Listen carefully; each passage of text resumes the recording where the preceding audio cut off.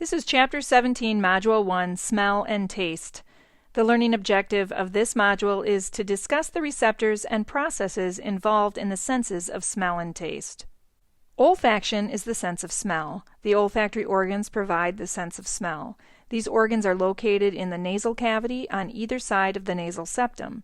There are two layers to these organs, the olfactory epithelium and the lamina propria.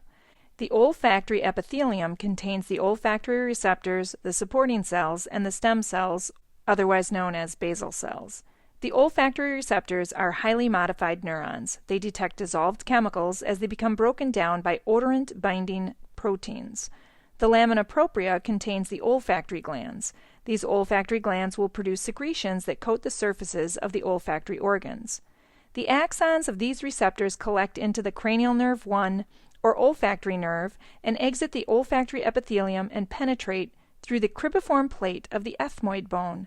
They reach the olfactory bulbs of the cerebrum, and this is where the first synapse occurs. Axons leaving the olfactory bulb travel along olfactory tract to reach the olfactory cortex, as well as to the hypothalamus and portions of the limbic system. It is very important to note that these axons do not have to synapse first in the thalamus. Of all the sensory neurons of the cranial nerves and the spinal nerves, the cranial nerve 1, olfactory nerve, is the only sensory neuron that does not have to first synapse in the thalamus. It is possible through olfaction to distinguish between thousands of different chemical stimuli or smells. There is a considerable amount of turnover with the receptors. These receptors must constantly be replaced by the daughter cells of stem cell division. In addition, the number of olfactory receptors declines with age, making a person less sensitive to smells as they grow older. Gustation is the sense of taste. Gustation provides information about the foods and liquids we consume. The taste receptors are distributed on the tongue and portions of the pharynx or throat and the larynx. These taste receptors are clustered into taste buds on the tongue. Taste buds are found on epithelial projections on the superior surface of the tongue. These projections are called lingual papillae.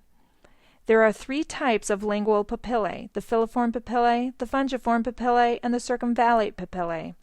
The filiform papillae do not contain taste buds. Instead, they provide friction between the foods and liquids we consume and the surfaces of our oral cavity. The fungiform papillae contain at least 5 taste buds, and the circumvallate papillae contain up to 100 taste buds. Taste buds contain stem cells, called basal cells, and gustatory cells. The stem cells replace the gustatory cells that live very short lives and typically only survive about 10 days before being replaced. The gustatory cells contain taste hairs that extend through a small opening in the taste bud called the taste pore. The taste buds are monitored by cranial nerves. Cranial nerve 7, the facial nerve, monitors taste in the anterior 2/3 of the tongue. Cranial nerve 9, the glossopharyngeal nerve, monitors taste in the posterior 1/3 of the tongue. And cranial nerve 10, the vagus nerve, monitors taste in the throat. The gustatory cells can discriminate between 4 primary taste sensations: sweet, salty, sour, and bitter. In addition to these, there are 2 special taste sensations that are detected by receptors other than gustatory cells: umami and water. Umami is a taste that is characteristic of beef and chicken broths, as well as Parmesan cheese, and this taste is detected by receptors sensitive to amino acids, peptides, and nucleotides. Water is detected by water receptors in the pharynx. The dissolved chemicals of food and liquid come in contact with the taste hairs of the gustatory cells, where they cause the release of neurotransmitters from the receptor cell. These neurotransmitters generate action potentials in the sensory neurons. Different individuals exhibit significant individual taste sensitivities.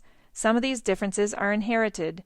For example, only 70% of Caucasians can taste a specific bitter taste from PTC, or phenylthiocarbamide, while 30% cannot taste this chemical.